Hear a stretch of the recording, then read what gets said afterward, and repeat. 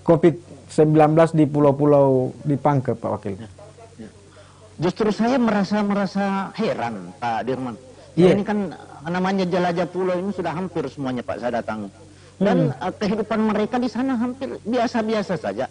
Dan tapi tetap namanya protokol kesehatan. Dan di sana tidak banyak Pak Dirman.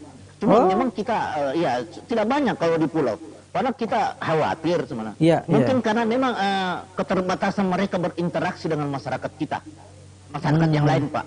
Karena di pulau itu kan tidak sembarang juga orang, bukan orang lainnya di sana. Cuma itu aja putar terus di situ. Tidak pernah mereka melakukan interaksi di luar. Yang kita antisipasi biasanya daerah-daerah kita yang mungkin nelayan-nelayan kita atau masyarakat kita yang selalu bolak-balik Makassar pulau. Seperti ada kan masyarakat pulau kita Pak Dirman itu seperti itu Pak Biring itu dan utara itu kan interaksinya itu banyak-banyak ke Makassar, lain-lain kita banyak ke Makassar, ke Pautere dan lain sebagainya. Terus yang di Kalmas itu interaksinya banyak ada juga ke Pautere, ada juga yang ke Batu Licin, ke Madura sana.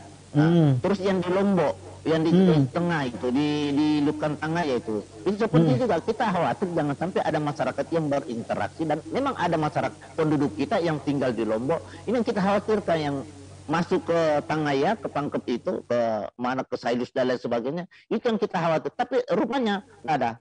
Setelah kami pantau, itu sangat sedikit sekali Pak. Ada pun juga yang tapi tidak terlalu keras. Jadi mereka isoman saja. Jadi persentasenya sangat 00 sekian persen dibanding dengan kabupaten. Ada sih kasus 1-2, tapi itu cepat kita antisipasi semua dan ini yang padahal kan mereka itu yang sangat kita khawatirkan karena berinteraksi langsung dengan Jawa Timur yang sangat merah, apalagi Lombok juga yang pernah merah, Makassar lebih-lebih, tapi alhamdulillah justru kondisinya seperti itu ya Pak Wakil. Benar-benar, saya malah heran Pak. Saya malah pernah di Kalmas itu 20 hari Pak. 20 hari saya lebaran di sana.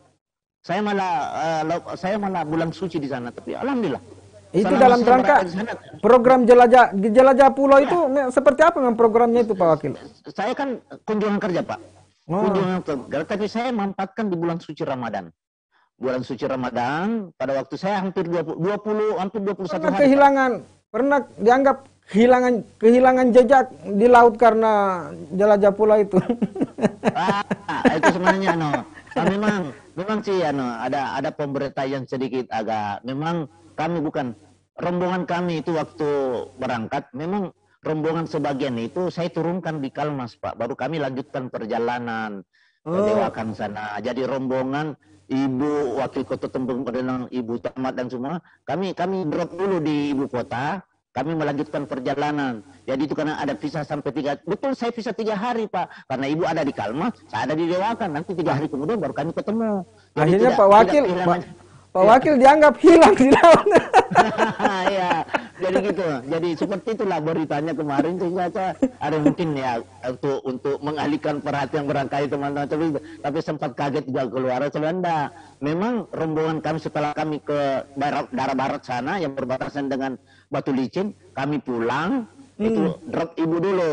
Karena untuk persiapan Hari Raya Idul Fitri, ya mereka ibu-ibu kan namanya di sana kami lebaran, terus saya meninggalkan rombongan yang lain, saya melanjutkan perjalanan kunjungan kerja ke daerah timur sana sampai 3-4 hari Pak. Itu perjalanan berapa jam ke daerah itu Pak Wakil? Ya, kalau dari sini ke Tangaya ke Kalukuang itu hampir 18 jam. 18 jam ke ibu kota Kalukuang Pak. Yang kalau sampai di ujung sana, ujung barat di Pamantawang itu bisa sampai 24 jam Pak, 1 hari 1 malam kita. Kalau di Tangaya itu 1 hari 2 hari 1 malam. Nah, itu sampai di ibu kota.